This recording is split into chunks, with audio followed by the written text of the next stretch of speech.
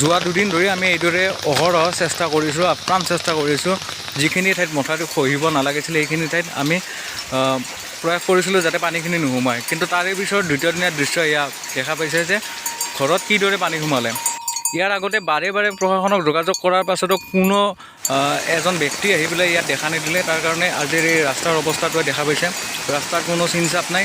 কিন্তু ইয়াৰ বাবে বাৰে বাৰে প্ৰশাসনক যোগাযোগ কৰাৰ পিছতো কিয় নাহিলে এইটো এটা ডাঙৰ প্ৰশ্ন।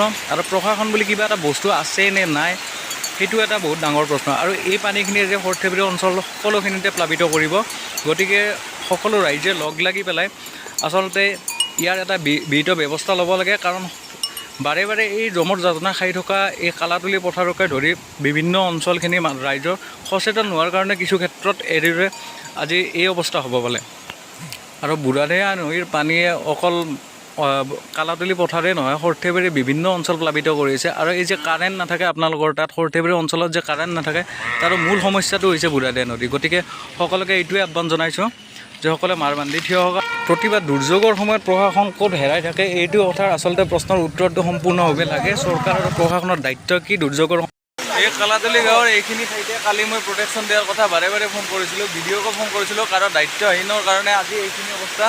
আৰু বহুত ঠাইতে ভাঙিব, কিন্তু ইয়াৰে সম্পূৰ্ণ দায়িত্ব ল'ব লাগিব BDO, তাৰপিছত আমাৰ MLA ছাৰ আৰু প্ৰত্যেকখিনি মানুহে ইয়াৰে দায়িত্ব ল'ব লাগিব। কাৰণ এইখিনিৰ অৱস্থা এনেকুৱা নহ'লেহেঁতেন আৰু ইমান মানুহ প্লাবিত নহ'লেহেঁতেন।